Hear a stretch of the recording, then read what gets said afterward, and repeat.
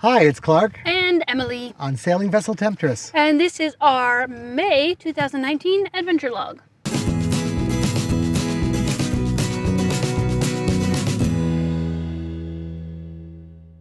We're not in Georgetown anymore. Nope. We finally sailed out of there.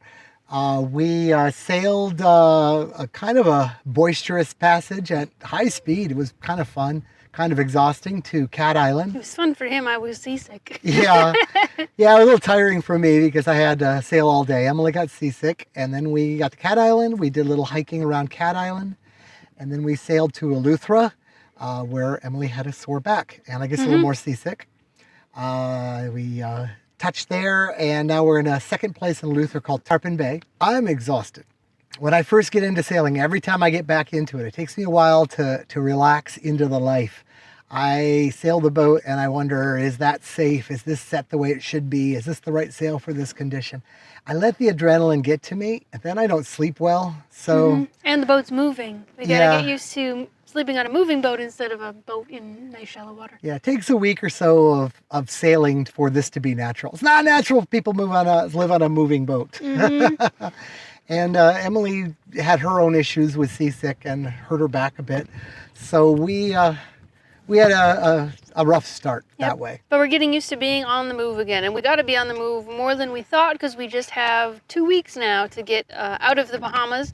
We were planning on having 8 months to stay there, but it got cut short to 7.5. So Emily, tell us about our budget. Our budget. We are almost always between $500 and $1,000 a month for our actual cash flow, money going out expenses every month. Of course, there's food that we took on beforehand. There's boat equipment and the purchase of the boat. All that happens before we go cruising. But when we're out here, it's between $500 and $1,000 a month. And this month, it was $793. That included our normal about $350 for food, $366. We spent about $200 on fuel this month because we had to top up our diesel and get some reserve fuel for our actual moving of the boat now. Yep.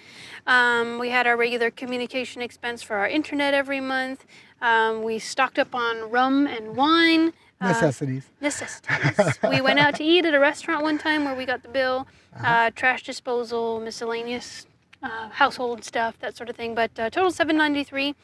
That brings our 7-month total since November up to just under $6,000.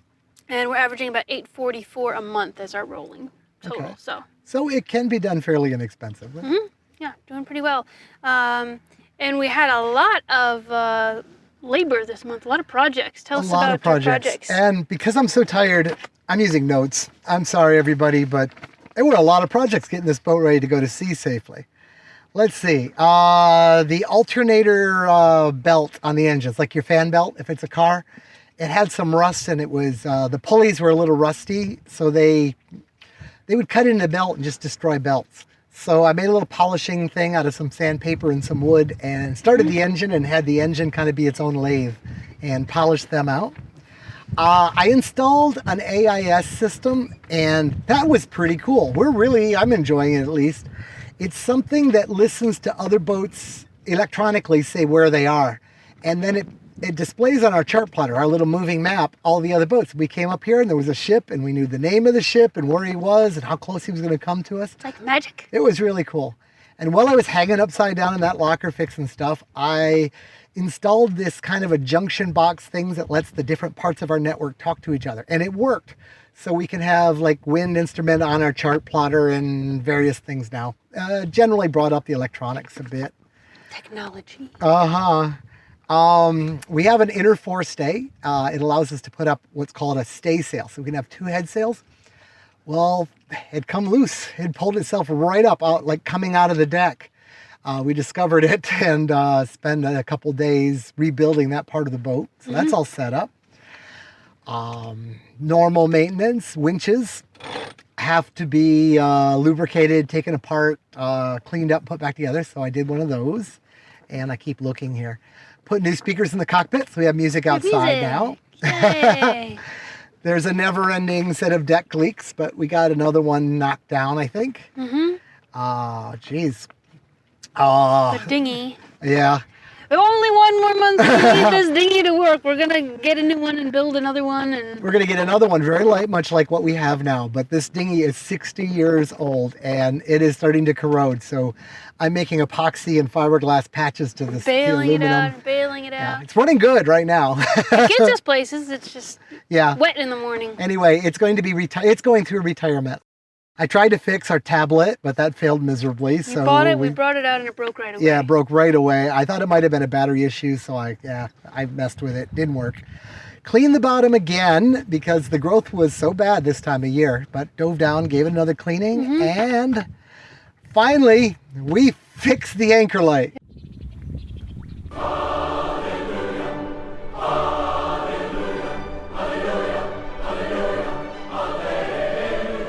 You won't believe what it was. Last month we said, like, how many sailors does it take to change a light bulb? Emily went up the mast twice. I went up once, brought it all down, looked it all over, it looked fine, put it back up. Still wouldn't work. It turns out there's a wire that goes through the bilge that had a little splice in it. And we had taken on some water a couple years ago. It was rainwater. We had a pump fail, and during a big storm, and a couple other things had done weird stuff. So rain came in the boat, and it went down into the bilge. Anyway, got wet, it corroded, and it failed. It turned out I could have fixed the whole thing from inside the boat. Anyway, that's the project this week. And activities, I'm going to cheat too and use our notes.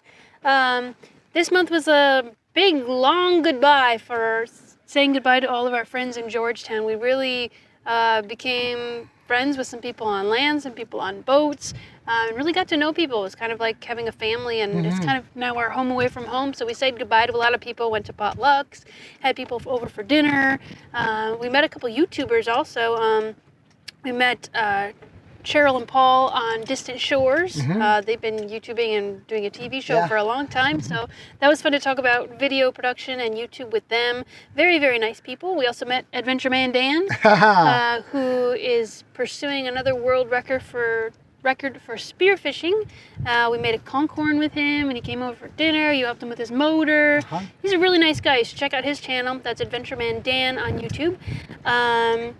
We started and will release probably this summer a Welcome to Georgetown video that is kind of an introduction to Georgetown and everything we learned and all the places we found when we were there. So if you're planning to come to Georgetown, you can check out that video for some cool stuff. You gave me a haircut. Yep. Can't tell, but he put painter's tape on my back and then just took all my braids and cut them off because they were getting kind of long. There'll probably be another haircut when we get back to Florida. Chop all my hair off before we head out again. And we did some snorkeling, too. That's always fun. And then our other activities were all projects. Yeah. Getting the boat ready to sail, getting ourselves ready and the boat ready to sail. When you're going to go to sea, it takes a while to get everything just right. What was the best part of this month? Well, part of it was going to sea again, being a voyager, actually moving. This idea of staying in Georgetown, we had to do it because Emily needed the internet.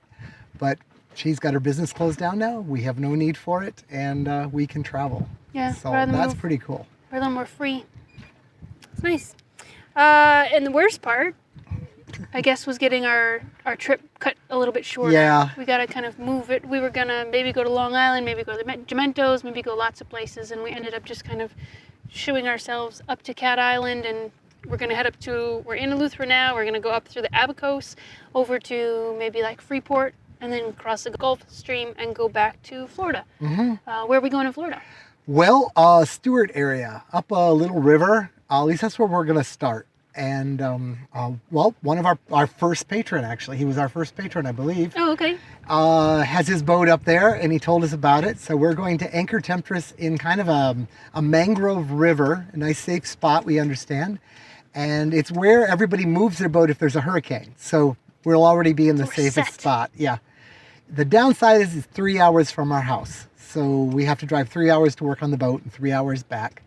But the car's a lot faster than the boat. Yeah. So I'm sure it'll come out in the wash that we spend less time traveling. And we counted, what do we have, like 16 weeks between when we get back, hopefully, and when we head out again. And we have a whole list of projects and purchases and everything. We're going to keep you all staying tuned. Keep you all. We're Up so to speed, tired. yeah. That's it. We're gonna We're keep you living all on up to speed on adrenaline. that. We've been out 2 seasons, so we say, geez, wouldn't it be nice if? And we have this list. We look at the list and it's got like more than 16 There's a weeks worth of work. color-coded spreadsheet involved, I believe. So lots of projects, lots of probably time-lapse videos of us doing things this summer. Some of it we absolutely have to do. Some of it was we were in the Bahamas and you just can't get things into the Bahamas. So we'll just be buying stuff to put on the boat and then do it along the way. Another worst thing is we lost a camera the other day Yeah. when we were hiking a long way up along a tall hill the other day. We dropped the camera and didn't pick it up, and so we're 1 camera short. So looking forward to getting some more camera equipment when we get back. Let's talk about intentional living. Well, a lot of people have been burning out on YouTube, we've noticed. We know of 2 relationships that have ended, and I'm sure that the stress of YouTube had a bit to do with it. Some friends are having babies, and I'm sure YouTube will get in the way of that too. Sailing friends. It got us thinking about it and what we're going to do. Yeah. I think relationships take work, and living on a boat takes a lot of work, and YouTube takes a lot of work. And when you're trying to do all 3 of those things at once, sometimes it adds up to not such a great day all the time. And so we've been talking about how we're going to manage all this work as we're moving forward and keep it going and keep it fun. Yeah. That's the big thing. The good answer is we've decided to keep it going. It's still good enough and rewarding enough, and we love your views and talking and comments and all that. That's great, and it's worth it. But we're not going to kill ourselves, so we did a lot of footage of getting here, and we're not going to try to do as we go videos of our travels. We'll put them out like in a month or so. Yeah. So you'll see travel videos, you just won't see them right away. We're taking time to actually enjoy the trip. And we're not